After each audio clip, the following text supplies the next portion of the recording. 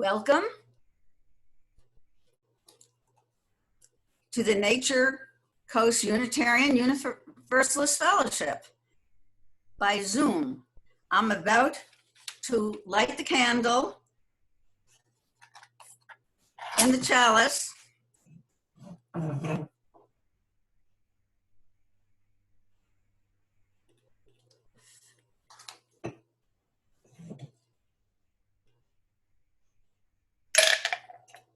My chalice.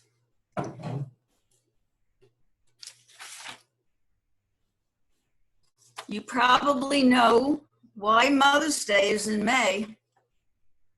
Many customs and traditions have filtered down through time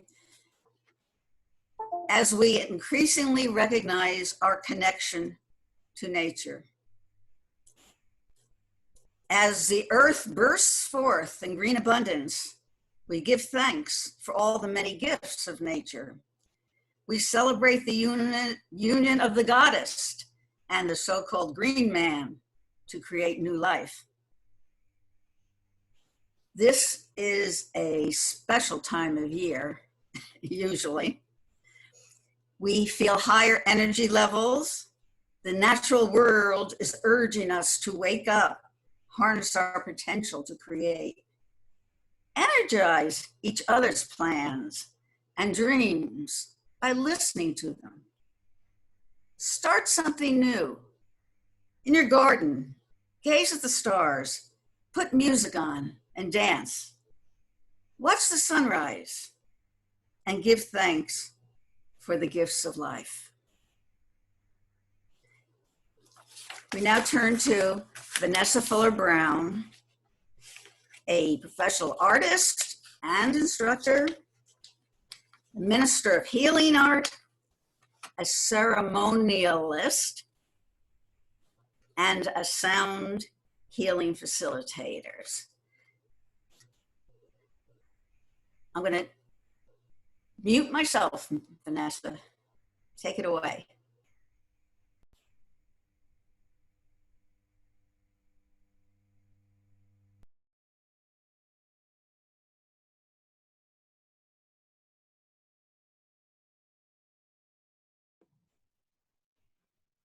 Is what I'd like to talk about. And can I do a sound check? Can you hear me? Don, is everything okay? Everything sounds fine, Vanessa. Okay, thank you. Thank you so much. And Linda, thank you for the introduction. I appreciate your welcoming me. It's an honor. Happy Mother's Day to everybody. And I know we don't have a lot of time, and I want to make the most of the time this morning. And rather than expound on much of what we all know and share and have in common, I'm going to spend just 2 or 3 minutes sharing my own experience of how I've come to this journey so that we can set a foundation for what I'd like to share this morning. And what has led me to a path to explore the resident wealth and power of the divine feminine was, I've been in ministry most of my adult life. And I was part of an interdenominational church in ministry, married to a pastor. I had an explosive passion for just raw devotion. In the middle of that devotion, being love, prayer, I had what I now know was a Kundalini awakening or a pranic awakening. Well, in denominational churches, you don't find much explanation or talk of those things. And it was terrifying. It was liberating. It was awe-inspiring. It was terrifying. And it happened over a bridge of time. The result of the awakening and the waking up that I share in a very candid manner with anybody who wants to hear. The result was that I had an incredible inclination and gifting to a feminine vibratory system, an energetic principle that is in the earth, that is universal, but in the earth. And through sound, I found that I was able to work with energetic principles commune with intelligence that was in the earth and commune with our ancestors. So you can imagine that coming from the church, it was terrifying.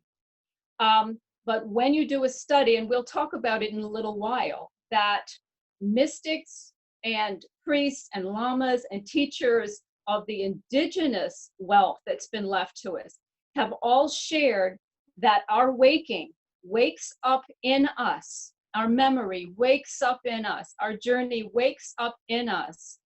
A memory of the beloved that is feminine. And that chord and that waking is where we're shifting to on the earth as a planet. So I just would like to go back. So at the same time, it was awe-inspiring. The abilities and the innate sense of purpose that it gave me. I had abilities in dance, spontaneous mudras, song, poetry, prose, language. That was not part of who I was and my abilities prior to that awakening. The information, knowledge, and wisdom within me was not based on prior learnings or teachings. So something happened in that charge. My life has been traveling around the planet, working with instructors, teachers, mainly of indigenous teachings, first law and first knowledge left on the planet. It took me through pantheons of Hinduism, the Egyptians, the ancient Essenes, ancient earth rites, Pythagoras. Pythagoras was a mystic. But the knowledge in me would resurrect. So I had information and wisdom in a moment, and then I would go and study. It took me passive connections with many others that have been through very similar experiences. And what we all share in common is that at that time of pressing through, or what is actually almost an initiation that our ancestors knew of, was that the veil of the flesh becomes very thin. So emotionally, it's difficult. Situations are trying.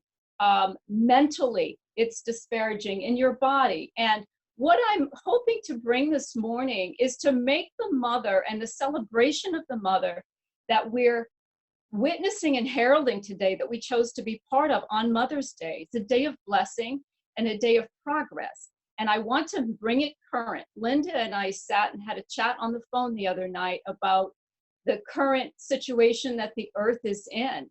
And again, what we've chosen to be part of. And she asked the question, do you think that what we're going through is transitional and will free us and is making progress? And my answer is yes. So I wanted to share my own experience just to set us up, because it's very difficult to move into the birthrights and the wisdom and the triumph of where we're moving to in the return of the mother, the divine feminine principle, without covering quick introduction and terminology that often sets us apart. And that is, I obviously had a mystical experience. I speak about mysticism very openly as a part of each of our consciousness that's developing. It has a righteous and scientific history on the planet if you want to go through and check them out. But it's something that we often refrain from in discussing or talking about. And I thought, I'm just going to put out there list of mystics, people that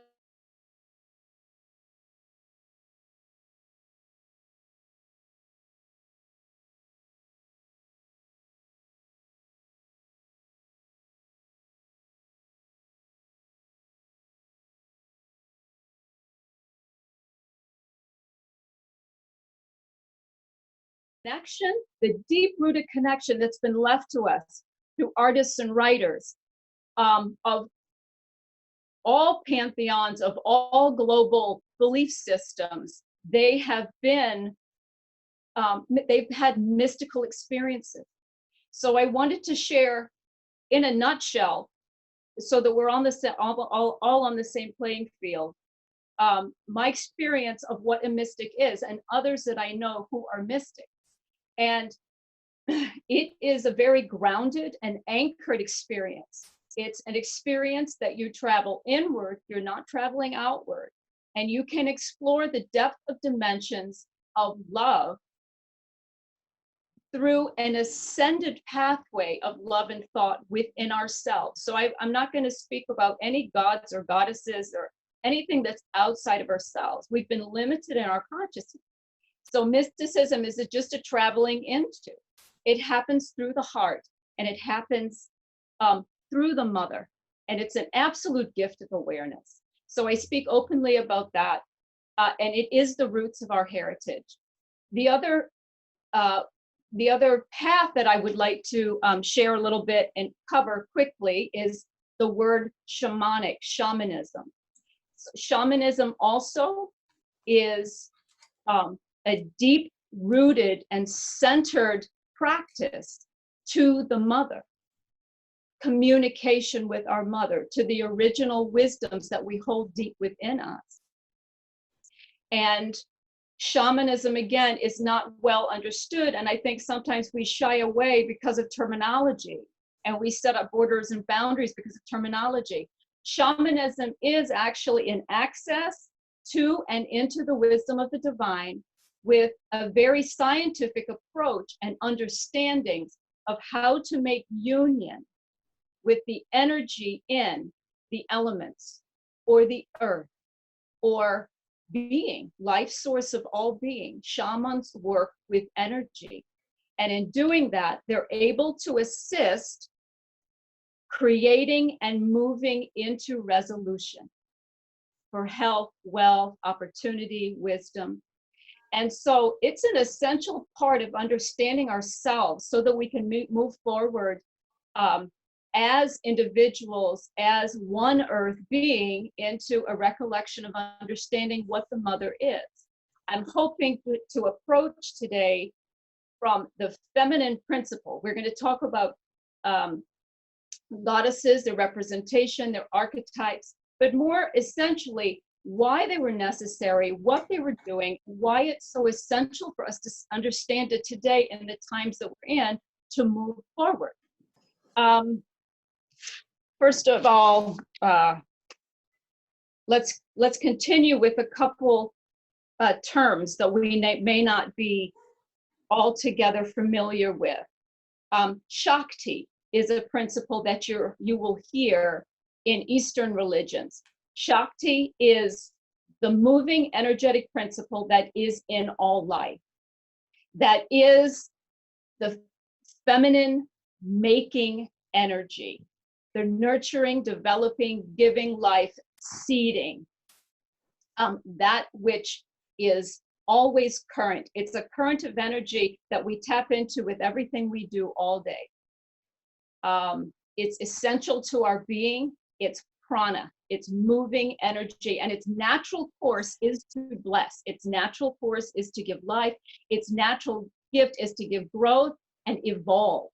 The only way we could be separate from that Shakti, also called the anima. Carl Jung was known for bringing that terminology forward that we can use, but I'm not going to say that he is the one that initiated the terminology. In my waking, I just started knowing these words and terminology and using the essence of these words, and I use the word anima all the time. I actually had to go and research it to know what I was praying and singing of and writing poetry of. So anima is the feminine principle. It means the same as the divine female, the divine woman, earth mother, ancient mother, universal mother, and grandmother. And I'll take a little bit shortly to diversify mother and grandmother and what that would mean. Again, in the resource of ancient knowledge and the wisdom traditions.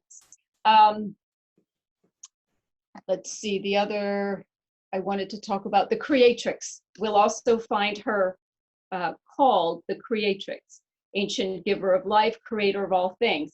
I'll take a moment just to move over and share my screen. I don't know how much you guys can see, and just let you know, as a ceremonialist, I am an artist, so I love the visual arts. And when we gaze on anything that is symbolic or a visual knowledge and visual wisdom, it continues to wake within us a lineage and information that we know, that we are a part heritage of because of that ancestry.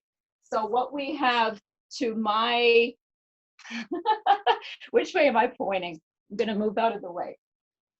I'm going to move out of the screen for a moment just so that you can have a look.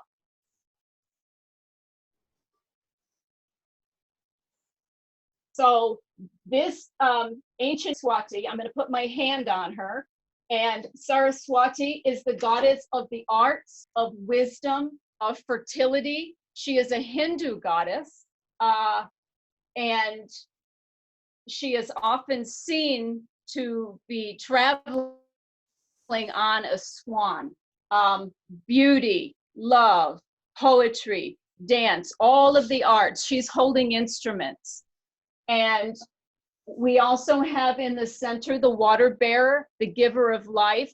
As I go through the goddesses a little later and what we know about them, they are waterers. Ainana was a waterer. She was an earth goddess, universal goddess, goddess of the rain. We're going to talk about Ainana.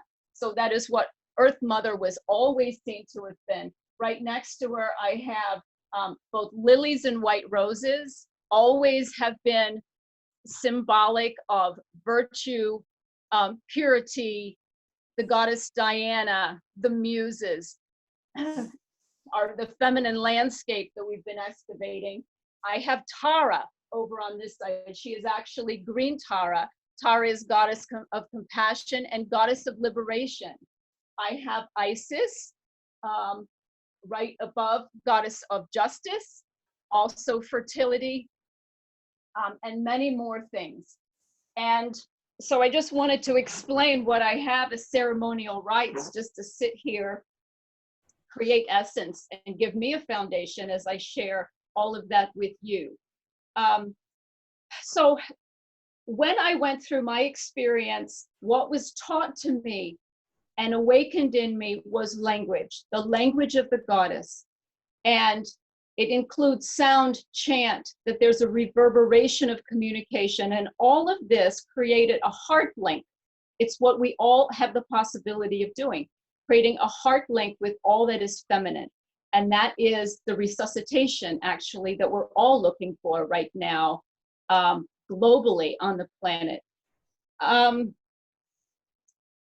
The three, also touching on the divine feminine principle, the three forms that we know about: the maiden, the mother, and the crone.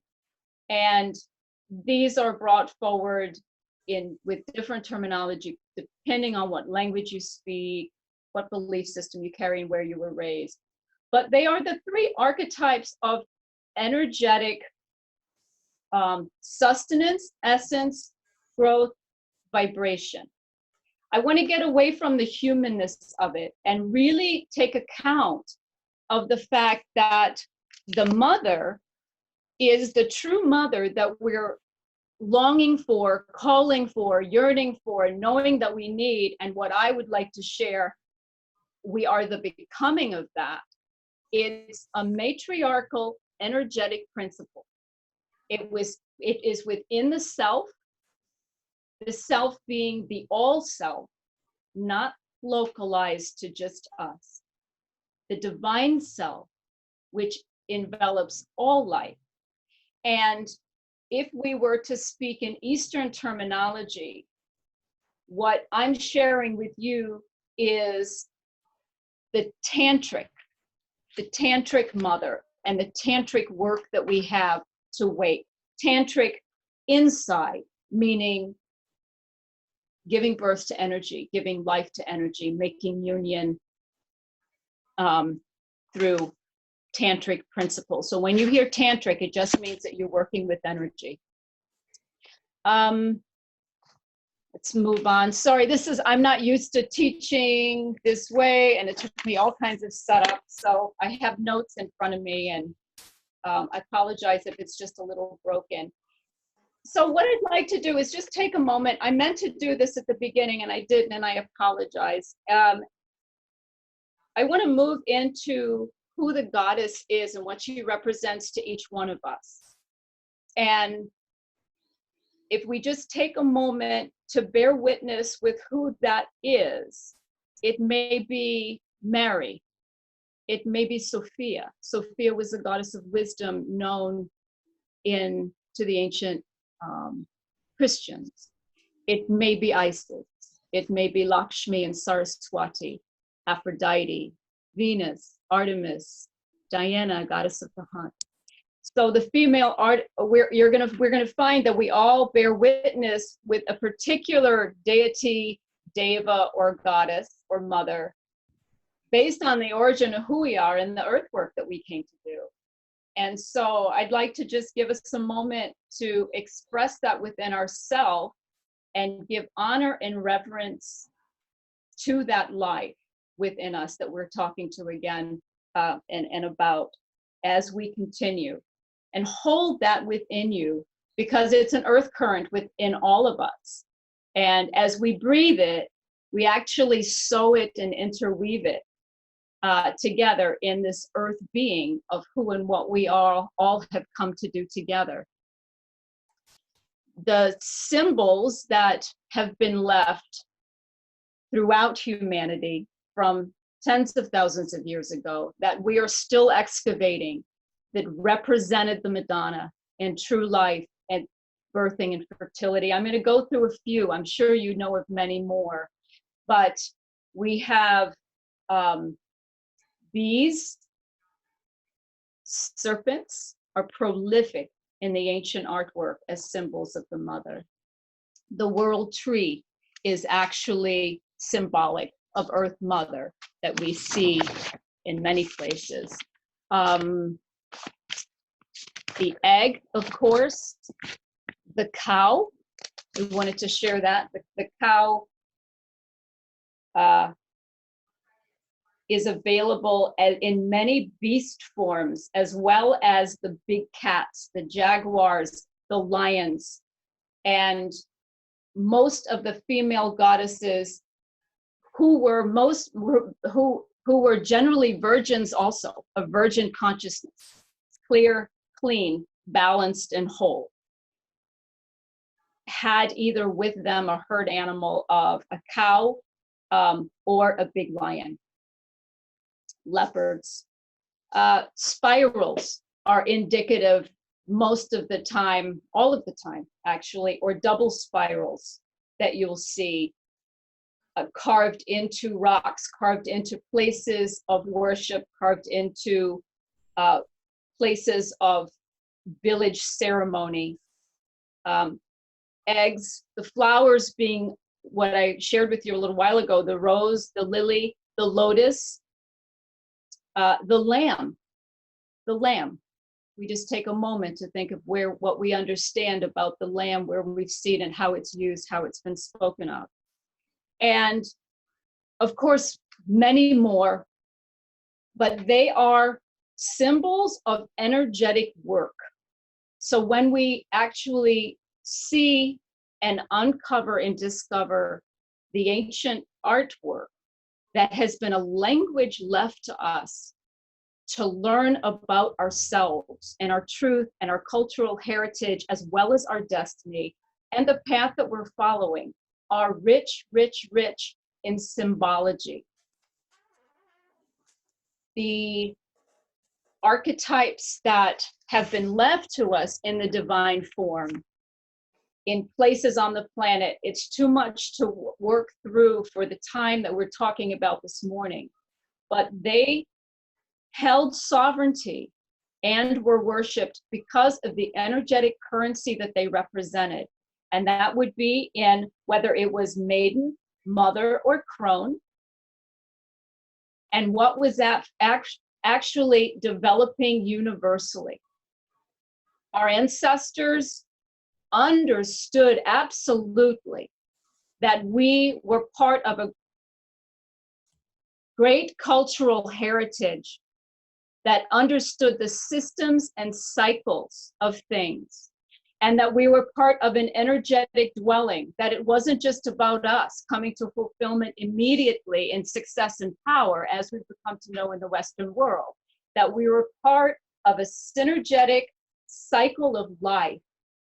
And we are moving through that to restorative being on the earth. And what it looks like immediately is not what it will look like always. our goal is to identify that as the ancient wisdoms teach us, all of the wisdom traditions share with us, they understood and were raised that they come in cosmic service. They've come here to do a work. They came here to identify who they were and then go to work as masters and powerful women and men of destiny on the earth to accomplish a thing that might be much larger than what they immediately see. And I think that in the times that we are, we could expound on and expand on the mother and the gift of life that she is. But I think we need to identify that there has been a loss, and that's what I'd like to move into now and talk about Inanna, the goddess Inanna now, and the descent of Inanna in relation to what we're doing. Let's bring this present, who we are, what the circumstances that we're sitting in globally, the situations that we're sitting in, even with the present crisis that we're hopefully coming out of. Why? How do we understand it? And therefore, if we can understand it, how are we called to participate more greatly, to move us through and to draw it in acceptance so that it's profitable for us? And again, the ancient wisdoms taught us this simplicity when they accepted that they were part of a cycle. They didn't demand more. The simplicity of justice, village gatherings, the tribal being, the oneness of who they are in almost every village mentality that was left to us, not being primitive, actually being far more progressive than we are. They all had terminology in meeting that they shared, dialogue and words and communication. I know I'm a student of the Mayan teachings, and I travel to the Yucatan and I work with Mayan elders and on the ancient wisdom teachings. But in Lakesh Ilakin means you are another one of me, or I am another one of you. Africans have it, that it's a tribal greeting and a tribal gathering. I'm frozen. You think this means, okay. And so having that understanding, they knew that and lived in the fact that there was no separation in being. And that's a very important part of what we're doing and where we're going. Actually, the god and goddess that signified where we're going in the harmony and oneness was Eros. We've come to understand Eros in a more shallow way of what the goddess Eros actually was. And that's what we're working for. That Eros was in all life, all systems of ancient awareness. There was no separation. And that web of life, that Shakti, that prana, that moving fluid, there can be no stop, no block, unless I block it by making myself separate.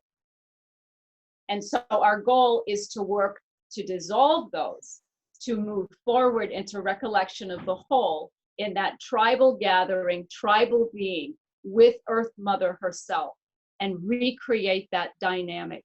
So the simplicity of the village concept and the harmony of language and how they spoke, they knew that that Shakti creatrix was within them. And as they offered language, their language is beautiful, giving life. Their adjectives are colorful and whimsical, but they are so heartfelt. When you speak to an elder or an ancient, that they know that they are feminine life or mother through dialogue, through life-giving concept, giving life to another. They are God goddess speaking, creating more God goddess that will evolve in a cycle to give birth to more God goddess through their human speech.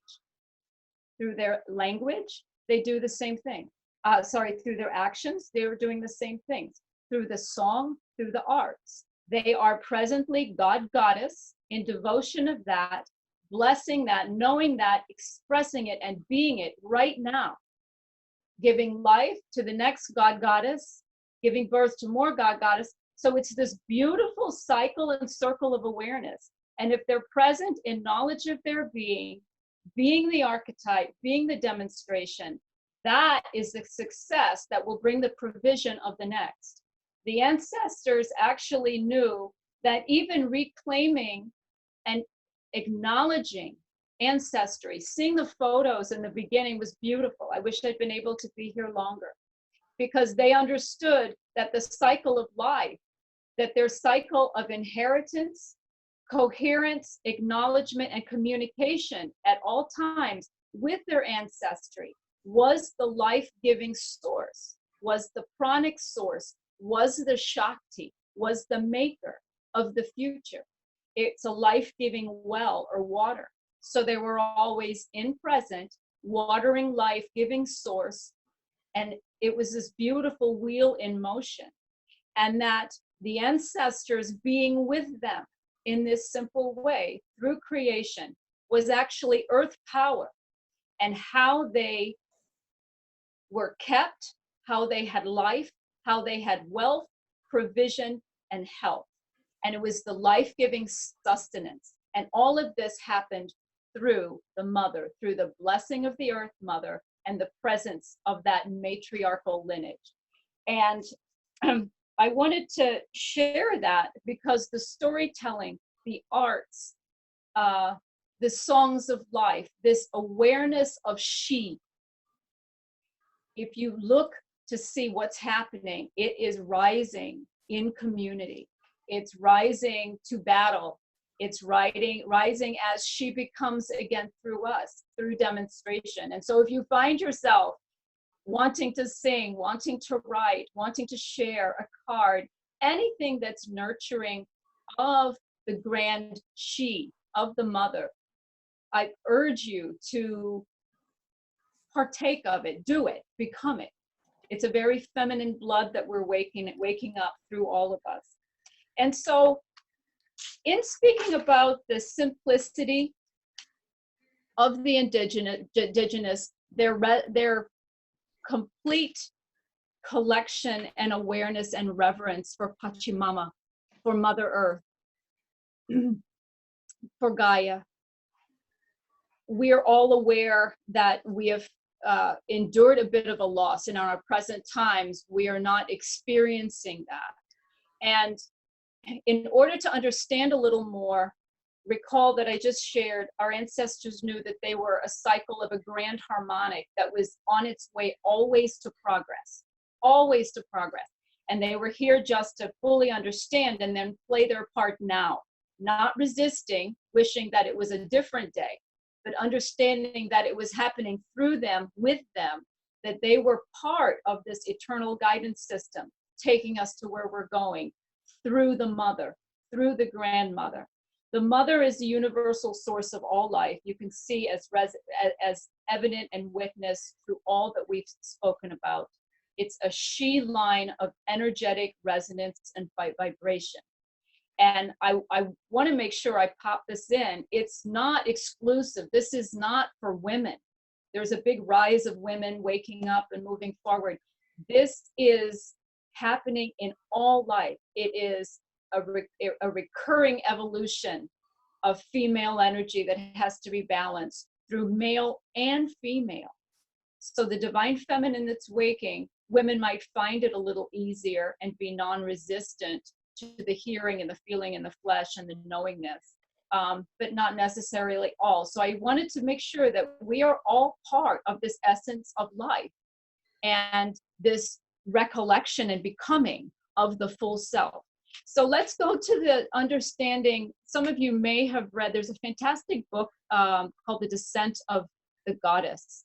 And it brings to life an ancient awareness that's also available in different parts of the planet. The names of the goddesses are just different to tell the story or the myth and recollect the cycle. I'm going to talk just a bit about the goddess Ainana. So the Ainana was goddess of fertility. Let's talk about, she was the goddess of the heavens. She's often marked on ancient vessels as a universal star. She was the goddess of rain, of the radiant morning and the evening star, so goddess of both night and day, the waking of all life and the settling to rest, so birth and death, the ushering in and out of the sun god and the moon. Her throne was cut from the world tree, and she was known that to her consorts, who we are, if we learn to live with and for and connected to the mother cycle. She shares her scepter, her staff, her throne, her crook and her crown, and the promise of a good harvest. She is also the goddess of war. So the great temptress. So the fullness of the archetypes of what the feminine brings forward are what is needed in the now to take part in the grand cycle of things. So in the story of Ainana, she was the goddess of all life, above and below, and she herself made a decision to descend in order to ascend. They all heard. I have it set to.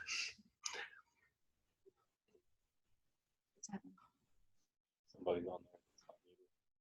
Can I continue talking, everybody? So Ainana descended, and she made a decision to go into the underworld for 3 days.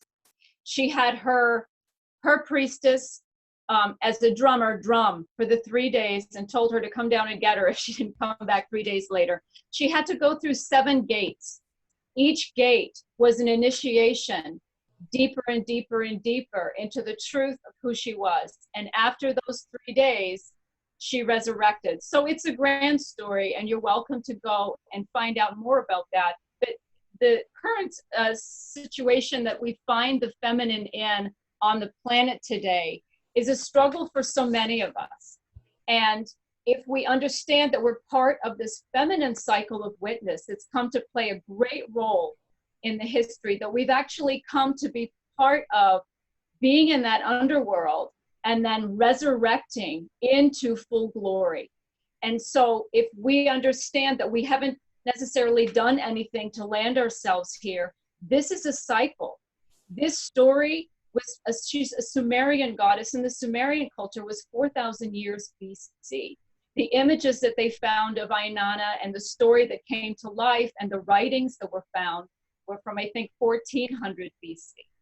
And so this story has become current. It's not the only place that you can find this story. It's not the only goddess who has gone through this cycle of birth and death, of dying again to be reborn. And so if we can understand that, yes, it's incredibly challenging to go through seeing the suffering of and the challenges that all feminine life has gone through in irreverence, we can understand that we are part of that descent. We've been part of an excavation to power, coming to life again. And I think that that part of transition is important. Do I have everybody there? Mm-hmm. Yeah, okay, all right. So I'd like to just share a couple more things. I'm coming to the end, and I'll share now that if you do have questions, I'm going to have time for a couple questions. And at the end, I do plan an optional meditation, sound meditation, if you'd like to share that with me. So the next being, earth being, and he was a mystic, he was a guru, he was a seer, an agent of the divine feminine, which was interesting. He was of Hindu origin, and at that time it was more masculine dominated tradition and heritage that they were pursuing. And Aurobindo came to my local mind through prayer. I started hearing about that where we're moving to, both male and female, is a super Christ, a super mind, a very ascended being, and I had no way of understanding. And in finding the work of Aurobindo, I was able to discover more, and he actually bore great witness to the need for the evolution of the earth and where we're going as a society, and said use the words, if there is to be a future, it will wear the crown of feminine design. And ended a beautiful poem saying that the supermind shall claim the world for light. The supermind being all of us, all as one being, one light. The supermind shall claim the world for light, and all the earth will become a single light. And that process is through what is actually known of a law of Shakti. I'd like to read something of his. Joe, do you mind picking this up for me? I think I dropped that.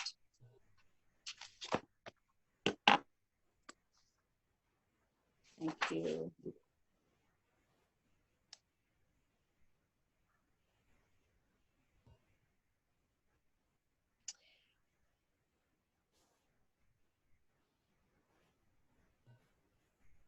So I'd like to read, this is actually Aurobindo's words. What is demanded by this change? He spoke of the transition that we're going through, that we must go through, moving to the divine female in the human nature and the celebration of Earth Mother and Earth Goddess to bring us back our rights, to repair what has happened on the planet. What is demanded by this change is not something altogether distant, alien to our existence, or radically impossible. For what has to be developed is there in our being and not something outside it. It's there in our being. What evolutionary nature presses for is an awakening to the knowledge of self, the discovery of the self, the manifestation of the self and female spirit within us, and the release of its self-knowledge, its self-power, its native self-instrumentation. It is besides a step for which the whole of evolution has been in preparation and which is brought closer at each crisis of human destiny. What is necessary is that there should be a turn in humanity felt by some or many towards the vision of this change, a feeling of its imperative need, the sense of its possibility, the will to make it possible in themselves and to find the way. And then he said, the power of the Divine Mother, the Shakti, contacted directly and called down passionately, incessantly, right into every part of the mind, the heart, the soul, the body. And that the demanding a work as that of realizing and making real on every level the inherent divinity of human life. The last little bit that I'd like to share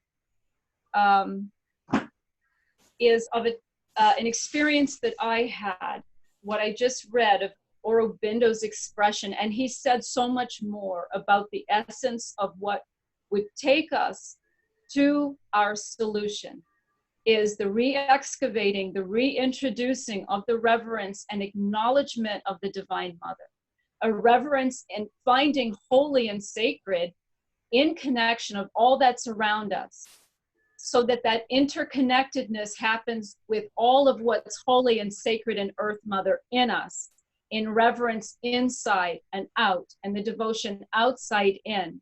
And this beautiful wave of what was the Shama, the call to praise, is actually the way that we live. It's a recurring of the mother and this wheel of beautiful cycle of creation and a return to that.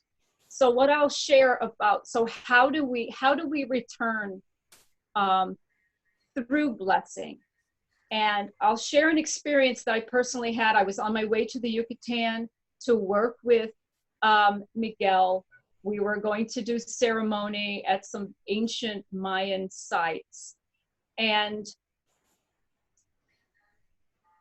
I don't have many of them. I had an incredible visionary experience. I dropped to my knees. I started singing and storytelling and write prose. It all came out at the same time. And I knew that it wasn't the only time that's happened, but again, I'll share, it doesn't happen to me much. And I have paintings and artwork that explores this. But I knew that what was coming out of my song at that moment was all feminine life. And a huge vessel and vehicle or head of Nefertiti appeared before me. Nefertiti's name itself means I think the beauty has returned. The beauty has returned. And I know that it wasn't Nefertiti, but that was sort of the crown of existence and the symbol for all of the divine female. And she spoke exactly what Aurobindo spoke, which is why I brought him up. And she shared that where the earth is sitting on in a central plane now, there are two different ways that we can go. And the earth is at a place that we need to make a choice. And we have an incredible and exceptional future that we could follow. Now, if we choose immediately as an earth not to follow it, and we're not prepared to do the work, the cycle will come around again, because that's the blessing of the mother, and that we are part of an incredibly great luminary and solar cycle that's going to happen. And the earth herself is making her shift. She's doing the work for herself, and we have this beautiful opportunity to play part in it. But as time doesn't necessarily exist, we have an opportunity to do this now. And what was shared to me in that 45-minute directive at that time was that we have an opportunity to go with her, but we must make choices, because we're sitting on the tip and we could fall either way. So expounded in beauty and narrative on what was to come and what we had the possibility to make. And that our ancestors, as what's called vibratory law, very awake prana, very efficient making energy, understanding deity, having knowledge, having wisdom, having been here, they're waiting for us to reach ourselves and understand ourselves and our purpose, so that we make union with them and we come together, and there's this charge that pretty much charges the heavens, that makes force, that changes something and alters circumstances. So I said, all right, so you're waiting for us. What do we need to do? What must humanity do? What must man and woman do? And the answer immediately was, mankind, humankind, must understand their deity. It was just that firm. So I was a bit shocked. I said, okay, so if we must understand our deity, what do we do to understand deity? And the next thing I knew and understood, when I say here, it's my own thought, but it clearly comes very quickly. The answer to my question, then what must we do to understand our deity, was man must discover, understand, and completely integrate their innocence. And everything just completely closed, became one. It was the end of an incredible visionary experience. And again, that is an experience in mysticism, but it's an experience into the depth of group mind, group thought, group humanity, and love, and the progress that we're making. And the innocence and deity and clarity is what Aurobindo, being only one of many, many ancient seers, gurus, knowledge bringers, wisdom keepers, are seeing. The simplicity of returning to the earth, to recovering ourselves through simple knowledge, truth, village concept, the power in the all, the returning to a life-giving process that requires our presence. We can't be in fear of the past and regret of the past. We can't be in trepidation of what is to come. Our power root is being, and it's what I call the becoming the mother. And we know that we need the mother. We know that we should reverence the mother. We want the mother to return. We want to feel her. We want to discover her. But the complete becoming the mother takes what Dr. Reverend Matthew Fox says, that I use all the time. Hope is a verb with its sleeves rolled up. So it's understanding that we're part of a cycle of illumination, realizing that we're chosen to come, and knowing that we now have work to do. What is that work? How do we identify it? How do we become the mother? Because that is part of a pranic, energetic destiny that lies in the the mother principle, Yep. which is Shakti. All right, I've just looked, you guys, I know I've gone a long time. It's 11:21. I believe I said all that I had You need to planned. say, Hi, Linda. Hi, I think Don's trying to say something. Is that right? Okay, do you want to do a few questions or you want to do a drumming? And I'll unmute everybody. No, I'll do fine. I'll do questions. I think questions are imperative because I spoke for a long time, you know. Okie dokie. Now, I'm not sure I can see everybody's hands, but does anyone want to start with a question? Okay, that's Joe's library in the background. Joe, ask a question, please.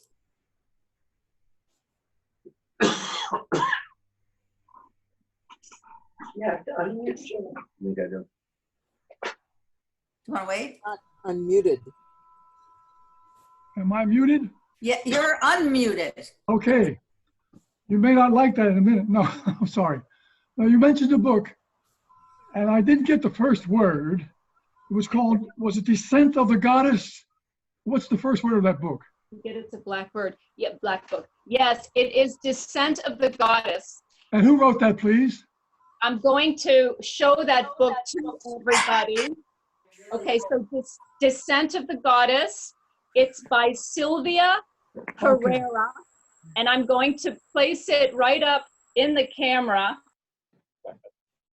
Oh, thank you. Okay, Thank I'm you. going to. I was Yeah. intrigued by that. Okay, it's a brilliant book. Very well written. She is actually a Jungian scholar, and it's presented very well. I'll Okay. actually like to share another book if anybody is intrigued and is interested. This is another very, very good book by Andrew Harvey. This one is called Return of the Mother. You can see it's chock full of fantastic wisdoms, teachings, information from across the globe. Research. Andrew Harvey is a brilliant teacher. You can look at him, and I'll show you. I have quite a few. I'll show you one more if anybody is seeking. Here's, let me move. Women's wisdom. All of these are going to share not just the devotional aspects and the heart-oriented wisdom that's come forward, but also, like as I shared, the tantric cycles of life, the energetic principle of the mother. And I believe that that's what we need to invest in. And of course, Maria Gimbuta has done fantastic work on the goddess and the divine mother. And this is another life-giving book. Absolute life-giving book. So, all right. Well, thank you very much. My question was this, if you don't mind one more second. Sure. I was enjoying your talk very much. You're talking about the eternal guidance system, bringing us harmony and oneness. Mm. And then a little later, we heard about the goddess of war. Mm-hmm. I don't understand how we can have a harmony and oneness and still have a goddess of war. Help me figure that out, will you? Thank you. Absolutely. Thanks for the question. So in the fullness of the goddess and how we've seen her show up to our local system on the earth, she arrives she is one goddess that has different archetypes, different energetic systems of action, inaction. So there are forces within the she that create and energize whatever circumstance and situation is needed for a higher perspective. There's always a larger, more efficient process that needs to happen based on laws, based on universal laws and cosmic laws. And War is that we pray for peace. We pray for peace. We pray for peace. We pray for order. We pray for harmony. But I liken it to pickup sticks.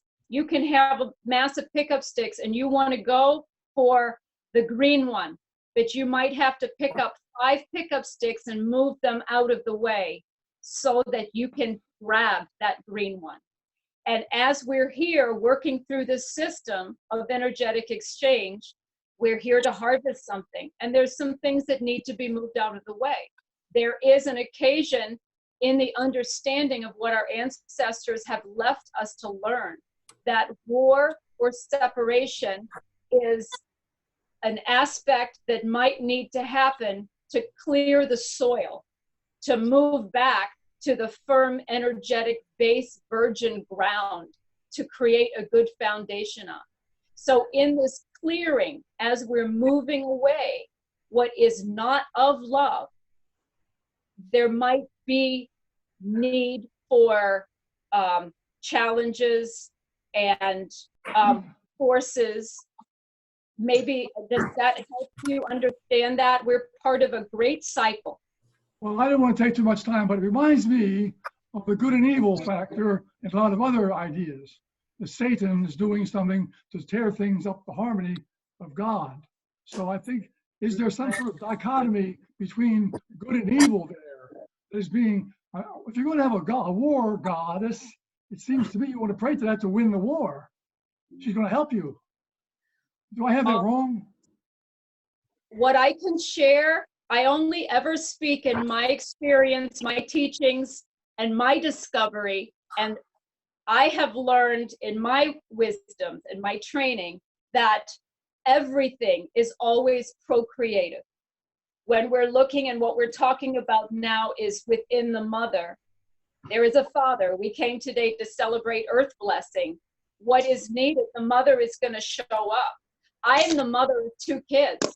I will promise you that if it's needed or required, I'm going to show up on behalf of a war goddess, of Kali, with tenacity to defend my principle, my rights, my children.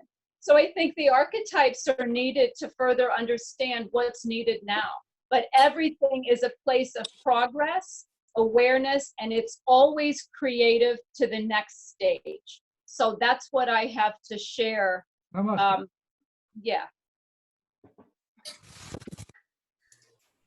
I can't see any hands. I have a hand. Okay, iPad 2. iPad too. This is Bob and Jean.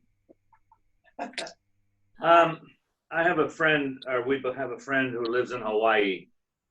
And as I was listening to you speaking, I believe she is a similar person to yourself. And I was wondering if there are any tendrils of their culture that you could speak to. Definitely.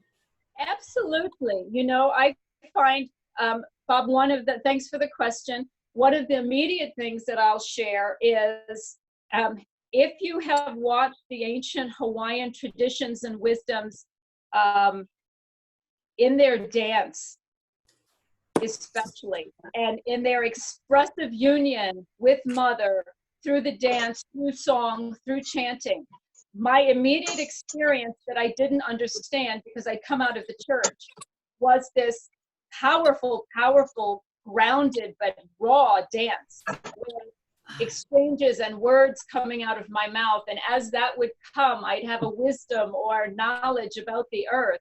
And I didn't understand it. I didn't know where it was coming from, what I was doing. And so when it was videoed, and I'd go, of course, seek out to understand what this looked like, it took me immediately to the ancient wisdom traditions and dances, raw dances of the Hawaiians. There are many times that I call, I'm actually singing in knowledge, singing in prayer, singing and offering mudras, which is a power language of different hand gestures and body movements. These were all likened to what I actually found in